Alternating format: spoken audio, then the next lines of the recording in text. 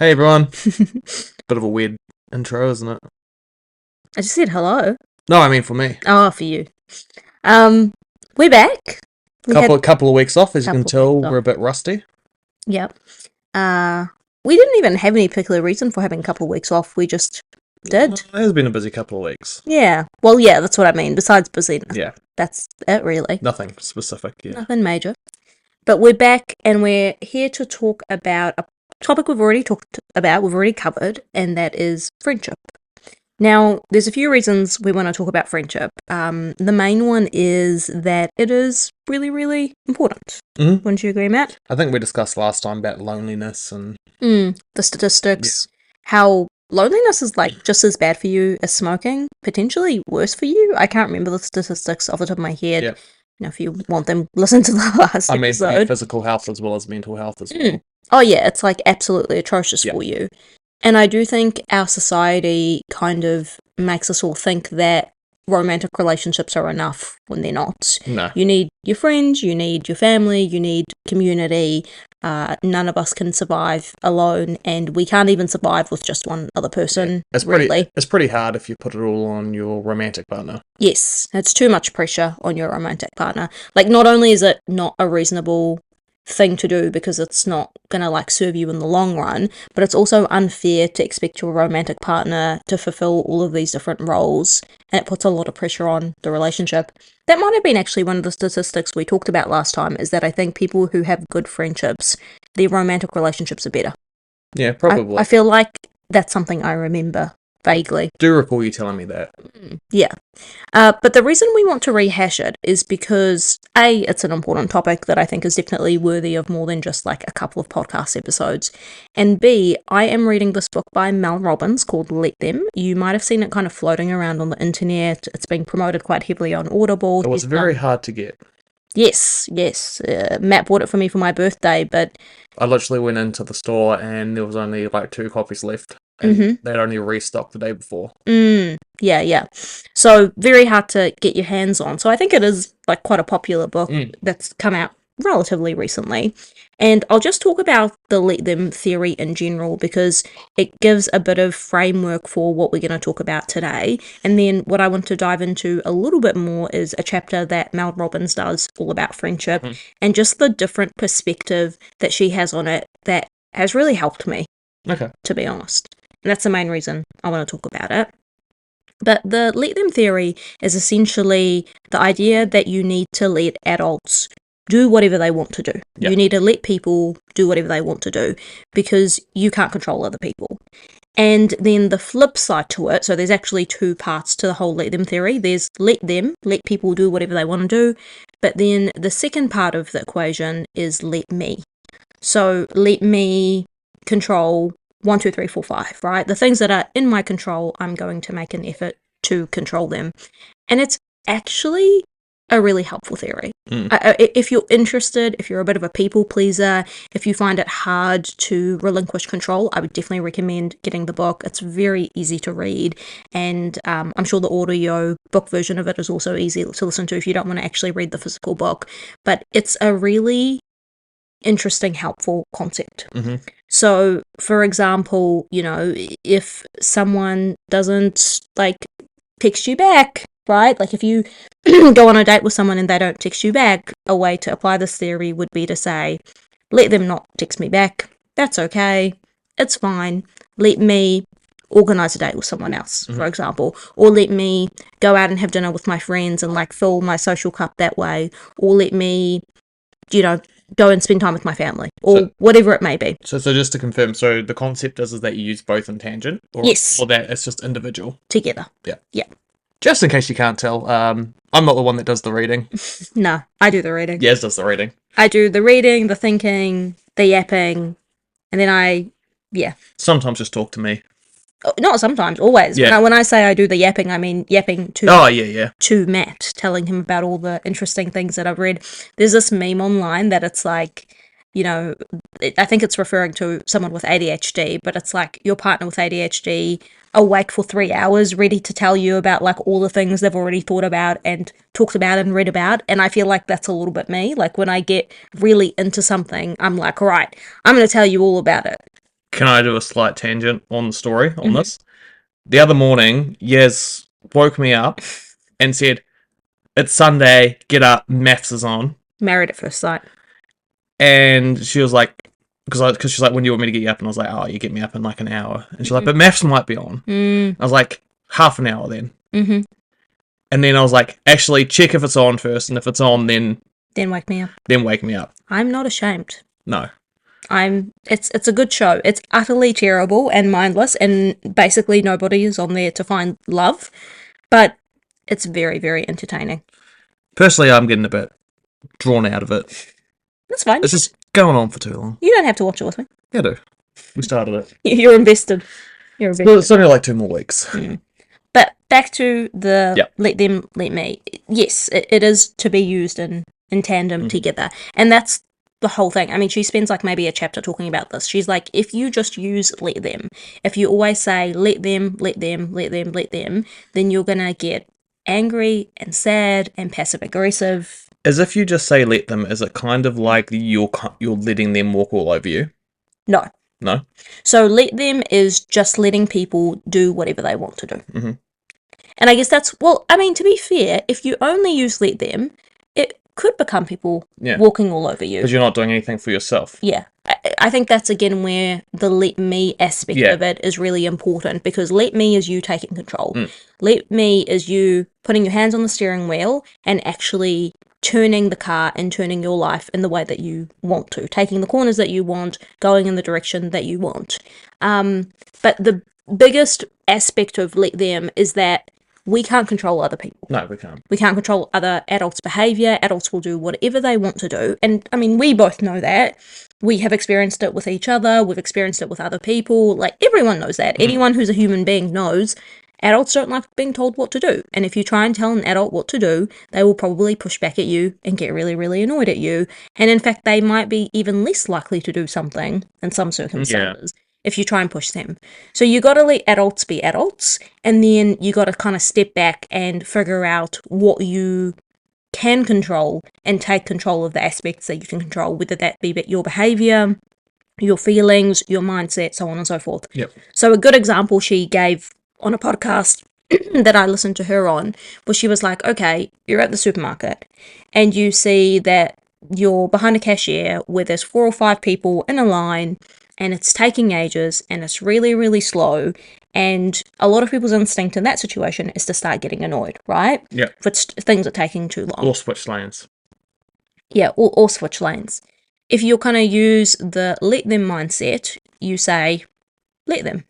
Let it take a long time for me to get to the cashier. Let it take a long time for me to process my groceries and get my groceries. And let me talk to the person next to me. Call someone, reply to some messages, meditate, daydream. You know, anything, right? Imagine trying to meditate in the supermarket. You could. I mean, meditating is just stopping and, like, letting your mind kind of come to rest and not letting yourself... Not think about anything. Yeah, like not letting yourself, like, be consumed by thoughts. It's probably a good time to practice it. And actually, I think from what I've heard, people who do meditate, I don't meditate, it's actually quite helpful to do it in kind of short bursts like that. If you're a woman, you can do your Kegels, your pelvic floor exercises. Matt doesn't know anything about that. Do you know anything about that? I just thought you had to be on the floor to do them. No, not necessarily. You can do them just while you're sitting there. Yeah. But yeah, you do anything, right? Like, you can't control how fast the cashier's going to go. You getting angry, you getting worked up, you getting frustrated is not going to make anything go faster. You came to the supermarket at 11 o'clock when you know it's going to be busy. So you have to expect a queue. So you could either get yourself get worked up about it and get really annoyed and really frustrated about a situation you can't control, or you could just let it go and you can focus on your own behavior, your own feelings. And actually, that's a big part of this let them. You know, you could say let them, but it's also just about letting go. Yeah. Like letting go and just going with the flow a little bit more, which I found really helpful. And then we get to the friendship chapter. I think the friendship chapter was the thing that kind of convinced me that instead of like being a 3.5 to 4-star book, this was probably like a 4.5 to 5-star book. Because the perspective that Mel Robbins gives on friendship has actually like a little bit blown my mind, right? And I do think perspective is everything in life, you know. grass is greener on the other side. People also do say the grass is greener where you water it, right? But yeah, perspective is, I think, everything in life. That's why, as an optometrist, sometimes I get a patient who you tell them the glasses are going to be $300. And some people are like, oh my God, that's amazing. That's so affordable. And then some people are like, oh my God, that's crazy. And sometimes it's got nothing to do with how much they earn. It's just literally people's perspective on life, right? So the things that Mel talks about, first of all, she talks about why friendships are hard as adults. Okay. So she starts by talking about something that she calls the great scattering, which is that when we're in college/university, primary school, high school, we spend a lot of time with our peers. We spend a lot of time with people our age, and it takes, I think she said something like 200 hours to form a friendship with someone. Yeah. So you actually have to spend a lot of time with someone to go from being like an acquaintance or someone that you know to an actual friendship. I mean, I guess that's why people become friends at workplaces. Yes. Because you spend a lot of time. Plus trauma. Plus trauma. But yes, exactly. You spend a lot of time with people at work. You spend more time at work than you do with your family and your loved ones. So it definitely makes sense.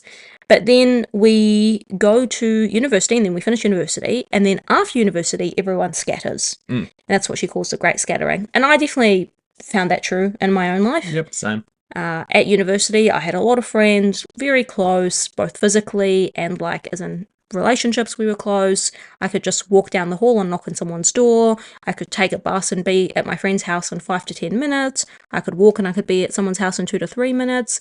I saw my friends at uni every day. Like the amount of time we spent together was huge. And it was easy to access. Very easy to access people.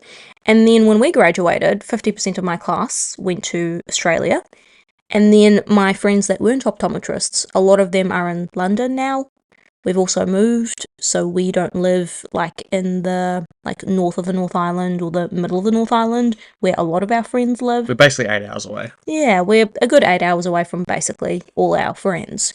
And it's really hard to maintain relationships when you're that far away, and it's really hard as an adult to make friends, which we did talk about last episode. And we said we would try and make new friends, but I don't think we've gotten anywhere, have we? Not really. What was your experience when you were at uni? Was it similar? Yeah. Yeah. Because everyone's close nearby, and then you move away, and Yeah. You have recently reconnected with a few friends from high school, which has been nice. Yes, but not from uni. No, not from I don't uni. think I really keep in touch with anyone from uni, to be fair. Yeah, it is hard. It is hard. So I found that perspective really kind of reaffirming and validating. I think we all kind of are aware of it at some level that, people scatter, but kind of having it written down in the way that she presents it was really like, oh, okay, there's nothing wrong with me. Again, this is just normal. Yeah. Everyone goes through this. And then she talks about kind of the 3 aspects which either make or break a friendship. So if a friendship is working or not working, it's based on these 3 things. The first one we've already touched on briefly, which is proximity. Yep. It is so much harder to maintain a friendship with someone who doesn't live close to you. Even more so if they live overseas. Now you have time difference. What time is it there? What time is it here? When you're going to make time to call. Yep. It's really, really, really hard. And everyone just has their own lives. That's the other thing. Yes. Well, I think those are, the other 2. Oh, okay. Sorry, I jumped the gun. Yeah, that's okay. But yeah, no matter how good people's intentions are, it is harder to be friends with someone who doesn't live close. Yeah. I've had this experience since we moved 8 hours away, well, 6 to 7 to 8 hours away from all of our friends. I have a friend who I tried to schedule calls with several times, and I think we only managed once. And then it just hasn't happened. And, at what point do you keep trying until you go, this isn't really working, and you stop putting in a ton of energy into it? But where I guess the kind of let them mindset comes in is that you don't take it personally. I was going to say, but on the other hand, you have friends that do. Yeah, 100%. And I think Mel talks about that too. Apparently there's a quote that's some friends are just for a season, some friends are for a lifetime. But yeah, 100%. I have some chats, which again, I may have even talked about in our last episode. But yeah, friends that I haven't seen physically in literally years, and yet we talk most days, mainly just memes and reels and random stuff. and it works, and it's easy, and it's nice, and I still feel incredibly connected to them. So I do think, like, personality comes into this a lot, and just maybe also the strength of your relationship and your friendship before you moved might also be an aspect. But I think some people are more willing to put in work with kind of these more distance relationships, and some people aren't. But I think the thing to remember is that if someone isn't, again, don't take it personally. And if you do miss them, then just reach out. This is, again, the let me part of the equation, right? Let me make an effort to reach out to someone because I miss them, because I want to talk to them. Let me organise something without taking it too personally, without being too sensitive about it, without being too hard on myself, and so on and so forth. Yep. You have the situation, though, as well, with our friends in Australia. You talk to them, what, like once a week? Minimum? Yeah, minimum. Yeah, once a week minimum. Which brings me to the second pillar, which is timing. Yep. So when she says timing, she means like timing of your life.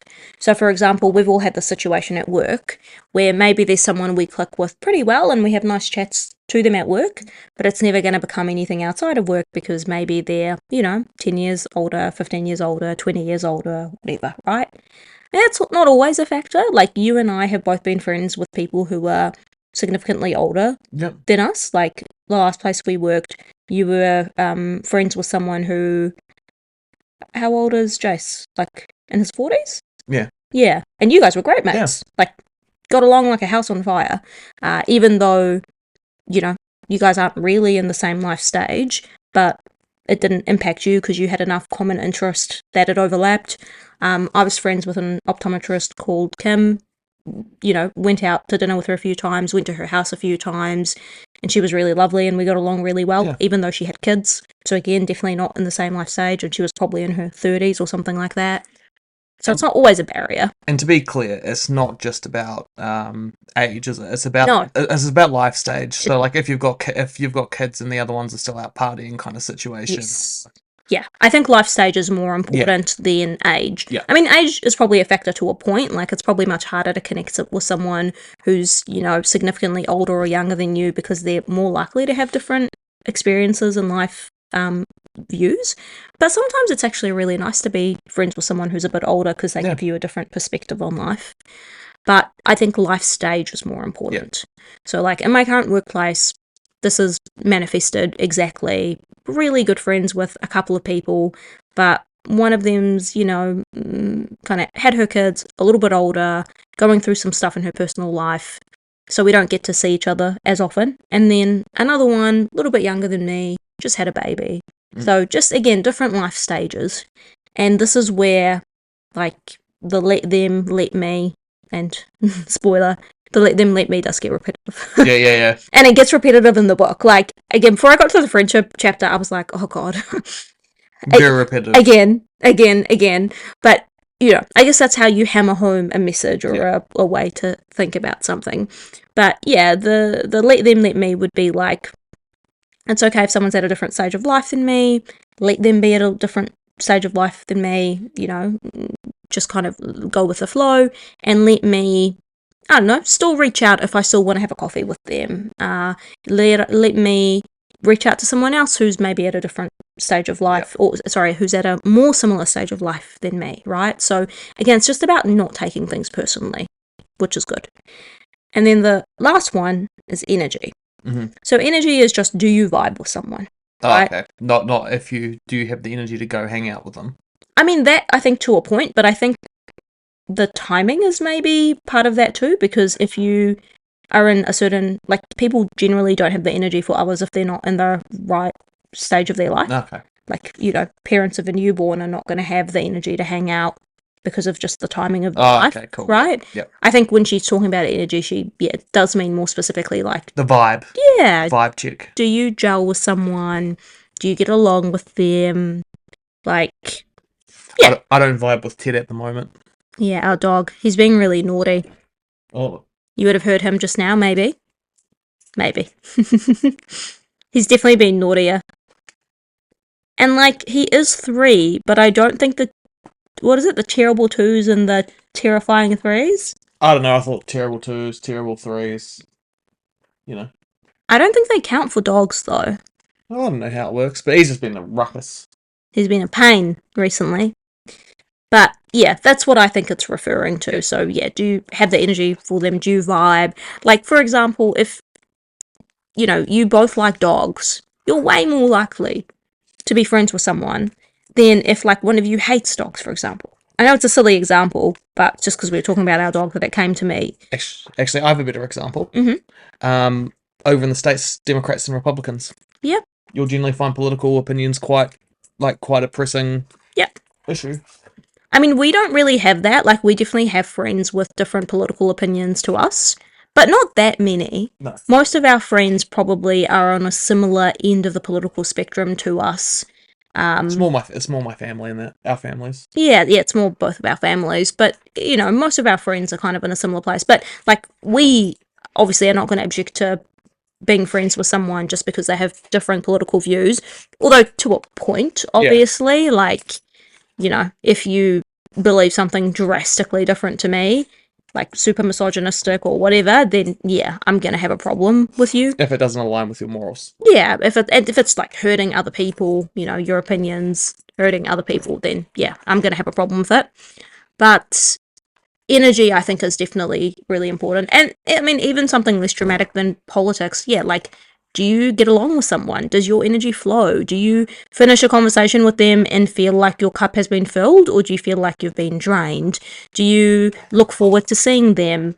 And so on and so forth. You're definitely not going to be as good friends with someone if you walk away from every interaction with, like, your cup drained, feeling exhausted, but not in a good way, right? So yeah. That's really, really important. And again, like the let them, let me, exactly as I said before, the same theory applies to how you would use that mindset. And yeah, I think the reason I found it so helpful was because, as I've kind of already said, it just helps you to not take things personally. Just makes it a bit, yeah. Yeah, it's not about you. If a friendship isn't working, it's either because of proximity, timing, energy. Yeah. Or all of those three. And sure, maybe sometimes it's because they don't like you. Maybe. But it's more likely that if you've become friends with someone and then the friendship isn't working or the friendship isn't developing from, like, an acquaintance to a friendship, that it's one of these three things. Yeah. And when I reflect on friendships in my life that either haven't launched, is that the right word? You know? That makes sense. Yeah, launched. We're acquaintances. Haven't taken off. Where we're, like, chill, we have a good chat, but it hasn't become anything. It's usually because one of these three. And then when I reflect on friendships that I've had that are really valuable to me, that I was really close with people, and then, not really friends with them anymore, it's because of these three things, usually.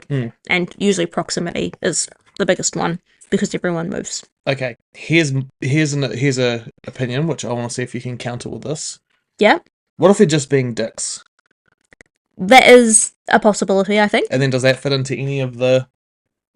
I guess energy, right? Your energy levels aren't aligning. But I will say, like, again with the let them, let me, yeah, let them be dicks. You don't have to be friends with someone who's treating you badly. What, so that'd be, I'll let them be a dick, let me not talk to them. Yeah, let me not reply to their messages, or let me have a conversation with them about it, or whatever, right? It depends on what your capacity is. It's like, I think we did talk about this, not the last time we talked about friendship, maybe the time before, I can't remember, that friendship that I had where I had to literally pull the person aside and be like, I don't want to be friends with you, because she kind of showed me overtly the kind of person she was, and it wasn't a person I was interested in being friends with. So instead of trying to change her, I just let her be, but I talked to her about it and kind of made my boundaries clear and told her what I wanted, and then we just moved on. Yep. Yeah. That's fair. So I think it does still easily apply in this situation. I think it applies more for when there are good intentions and it's just things aren't working. You're not, clicking for some reason or another. Unlike justifying. Yeah. Again, I think it's just perspective, right? Because at the end of the day, like, if you move away from someone and your friendship does kind of disintegrate a little bit and you don't stay in touch, they don't stay in touch, whatever, you could take the perspective of, and I've done this in the past, like, I've been guilty of this, you could take the perspective of, they don't like me, I suck, they hate me, I guess if you're going to be on the self-deprecating one, or they suck, they were never my real friends to begin with, 1, 2, 3, 4, 5.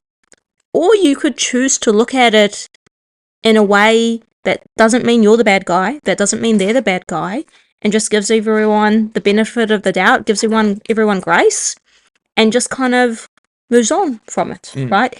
Which also means that if you touch base with that person in 3 months' time, 6 months' time, a year, whatever, and you reconnect with them, there's still a relationship to salvage, rather than you taking one of the two first approaches that I said, and then getting really upset and angry and annoyed, and maybe doing or saying something that would blow up your friendship, and then there's nothing to come back to. You know, burning your bridges, as they say. So, it is just a different way of looking at things. It's just, perspective. Not everyone will like it. I could see some people not liking it, but I also think it's very freeing to adopt this perspective. Is that all the pillars? Yep. The 3? Mm-hmm. So, quick overview again. Proximity, timing, and energy. Yeah. So if a friendship isn't working, again, it's probably one of those 3 things that is the reason, or potentially more than one of those 3 things. Yeah. Was there something else that you wanted to talk about with friendship? I feel like there might have been. I don't think so. No. I think I've covered it all. The pillars. Yeah. I mean, friendship is hard. So if you're not important. If you're not making friends, it's one of these. It could be these 3. Yeah. You just don't vibe with someone. So they live too far away. That's energy. They live too far away, or they're not close enough proximity wise, or it could be that people are just at different stages of their life. And I should include, like, Mel has another, like, 2 chapters on friendship where she talks about, like, ways to make friends and things that her and her husband have tried when they've moved to new towns. We need to do that. So on and so forth. Maybe we need to do that and then do a report. We literally said this last week. Not last week, sorry, last episode that we talked about friendship, we said that we were going to try. And then we did have an opportunity. There was, like, a dog walking thing, and we just didn't go. To be fair, it looked like they were all elderly people. Yeah, or older than us. Not elderly, but older than us. A few elderlies from what I saw. Okay. Not our age group. Not in the right stage of life. But, we are putting ourselves out there. We are, like, going to dinners and, socialising to a point. And, I mean, like, the calendar's been so full. I was literally about to say that. I'm not too stressed about it. Like, I feel like our calendar's actually really full right now. For some reason, end of March, early April, there's just something on all the time. So, it's fine. And I do think, again, perspective, like, seasons of your life where maybe you don't have as many friends or as many connections aren't necessarily a bad thing. It allows you to kind of refocus on yourself and on your relationship and on your healthy habits. But yeah, joining groups was one of the things she said. She also recommends what she calls going first, which is if you consistently see someone who, like, you're coming across constantly, so like at a coffee shop or at the library or whatever, talk to them, say hi to them, invite your colleague for coffee, invite that person from the gym for a walk, like, go first, introduce yourself, like, be a bit more upfront and take the first step. Proactive. Yes, take the first step. Be more proactive, which I am not very good at doing. I don't think you'd be very good at doing that either, eh? But she is right. And then another piece of advice that she gives is just give it a year. We've been here almost 2 years. But yeah, I mean, it's not like we have no friends. Yeah, true. You have, like, 2 pretty good friends that live in the town that we live in that you connect with pretty regularly. Yeah. But because you guys game, that's how you connect with them, so you don't actually need to physically see them. What do you call it? Passive? You call it passive friendship or something? No, it's, what's it called? It's, like, called, like, side along play or something like, I can't remember. I listen to a lot of podcasts, as you can here and read a lot of things about just like the human body and the brain and psychology and social stuff and how a lot of social. A lot of works, like social connections, friendships, relationships, all that sort of stuff. I just find it interesting. But they were talking about how it's actually easier to connect with someone when you're doing an activity together. Yeah. So if you're both doing a jigsaw puzzle together or building Lego or drawing or painting or anything, it's often easier to connect with someone when you're doing something together. And that's your friendships with basically all of your mates. You're always like gaming or doing something together, whereas women tend to just kind of yap a bit more. But yeah. Nothing else you want to add? No. Mm-hmm. Good timing to wrap it up. Yes, good time to wrap it up. Do we want to do a gratitude? Yep. I'll do one in an hour, or half an hour. I'm going to be sitting down watching maths with my dumplings. Matt? Oh, yes. You and maths, you got a problem. Got outside today. That was nice. I'm going to put that as my good thing. Cool. We hope you had a good day and a good weekend / good Monday. Apologise if you heard Ted being a bit of a ruckus through that episode. I did end up playing with him for the last 10 minutes while just to calm him down. Talking. And now he's outside barking. Yeah, so I'm going to have to go sort him out. So we're going to go. Bye. All right, bye.